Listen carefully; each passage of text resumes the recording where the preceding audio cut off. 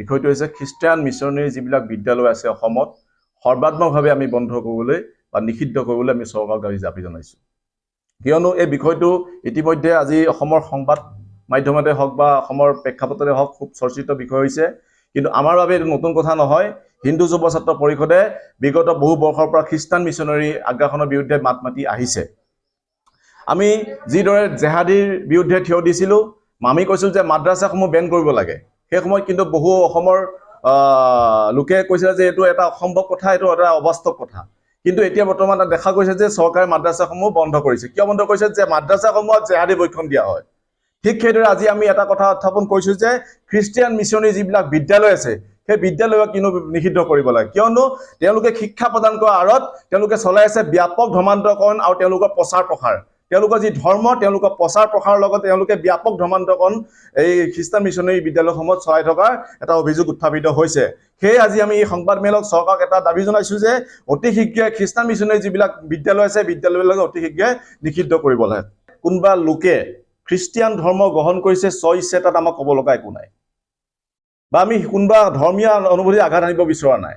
কিন্তু প্ৰলোভনেৰে যদি পৰিচালনাই যি ধৰ্মান্তৰকৰণ কৰিছে তাক আমি মাত মাতি আছোঁ, তাৰ বিৰুদ্ধে আমি থিয় দিছোঁ। মাজুলীত যি ধৰ্মান্তৰকৰণ চলি আছে খ্ৰীষ্টান মিছনেৰী ব্যাপকভাৱে চলি আছে যে 35খন সত্ৰৰ বিপৰীতে 65টা গীৰ্জাঘৰ স্থাপন হৈছে। আপোনালোকে চাব পাৰে, আপোনালোকৰ সংবাদ মাধ্যমতে ইতিমধ্যে বস্তুখিনি প্ৰকাশ পাইছে।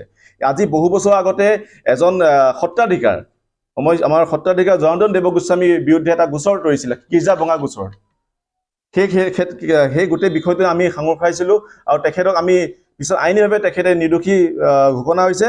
আমি গোটেই কথাটো উত্থাপন কৰিছিলোঁ অসমৰ প্ৰেক্ষাপটত যে মাজুলীত ব্যাপকভাৱে খ্ৰীষ্টান ধৰ্মান্তৰকৰণ চলি আছে। আমি পুনৰবাৰ আপোনালোকক কৈছোঁ যে আমি কোনো ধৰ্মৰ বিৰুদ্ধে যোৱা নাই, কিন্তু প্ৰলোভনেৰে যদি ধৰ্মান্তৰকৰণ কৰে তাত আমাক ক'বলগীয়া বহু আছে। গতিকে আমি অতি শীঘ্ৰে খ্ৰীষ্টিয়ান মিছনেৰী বিদ্যালয়সমূহ বন্ধ কৰিবলৈ আমি ঘোষণা কৰিছোঁ বা আমি দাবী জনাইছোঁ চৰকাৰৰ ওচৰত।